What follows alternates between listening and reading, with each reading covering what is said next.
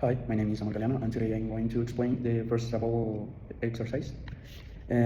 So first of all, say it's that we have to make a diagram of free body that determines the equation of movement of the system. So first of all, we have the diagram that is three different situations.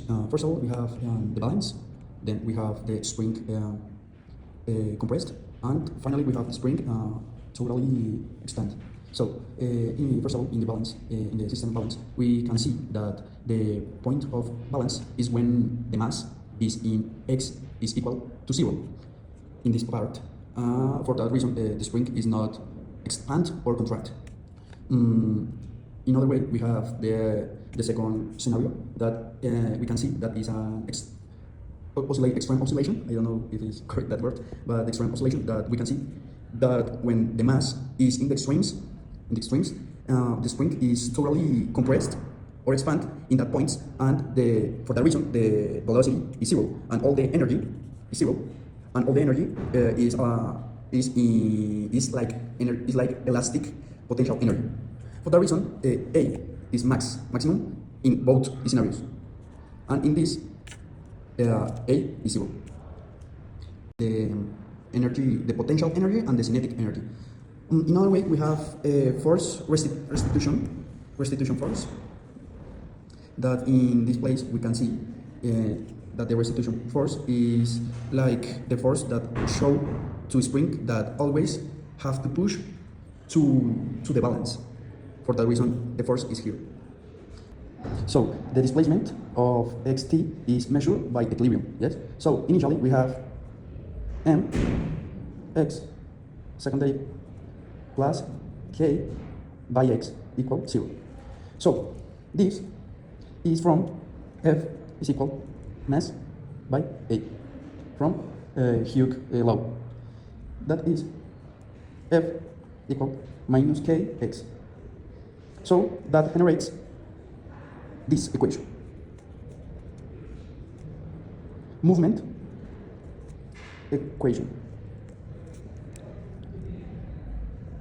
So based on that, we have xt is equal to e to the rt.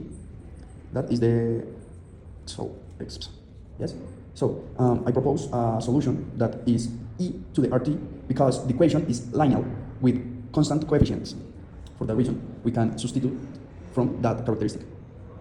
So we have x second exponential is equal to r to square by e to the rt mr to square plus k by e to the rt is equal to 0. Then we have e to the rt, it's different to 0. For that reason, we have m by r to the square plus k is equal to 0. So then we have r to square is equal to minus k m. This is like I have to define with a imaginary number because the root is negative. So for the reason we have r is equal to more or less I to root k divided m. That is w is equal to root k or divided m. So in this way I define this to confirm that the movement is oscillatory. Now, then based on I previous set, we have the general solution based on sine and cosine. So we have x t by t is equal to a cosine t plus b sine. So we have to apply first of all x0 is equal to x0. So we have x0 is equal to e cosine 0 plus b sine 0 is equal to a, that is equal to a is equal to x0. So we can get that t is equal to 0, cos sine 0 is equal to 1. So based in that we can get that x t is equal to dx divided by dt is equal to minus a omega or w sine by omega by t plus b omega by cos cosine by w or omega by t. So in this place we can make that velocity 0 is equal to derivative x0 is equal to b omega is equal to velocity 0, and that means that b is equal to b0 divided by omega. So a and b. Yes? So xt is equal to x cos wt plus b0 divided by omega sine omega t. So I replace a is equal to x and b is equal to this. We have, based on that v0 is equal to x by the t 0 and b w is equal to b omega. So they have finally that xt is equal to x0 by cosine by wt per omega plus velocity 0 divided by omega by sine by w omega t. That's the final answer. So now, based on that, we start taking account these values and this Hooke equation. Taking account also that there's in the situations there's no friction. For that reason, the energy there's no loss. The mechanic energy there's no loss. This equation, that is the second law, Newton law. First of all, we have the kinetic energy. In this place, we have that k is x by the rate with respect of time is equal to 1/2 m derivate x to square. And the other, that is the energy potential elastic, that is based on this equation. And now we have that ux is equal to integral x0 by k derived x dx derived is equal to 1/2 kx to square. Taking account that u with respect to 0, that is the reference that equilibrium is 0. And finally, the total instant energy, that is E t is equal to k plus u is equal to 1/2 m derived with respect to time square plus 1/2 kx square. Now with the rate with respect of time, so we have d with respect to time dt is equal to m by the rate with respect of time x by x with second derivative with respect of time plus k by x with the rate with respect of time is equal to x the derivative with respect of time m by second derivative with respect to time of x plus k x is equal to x with respect to time plus by 0 is equal to 0.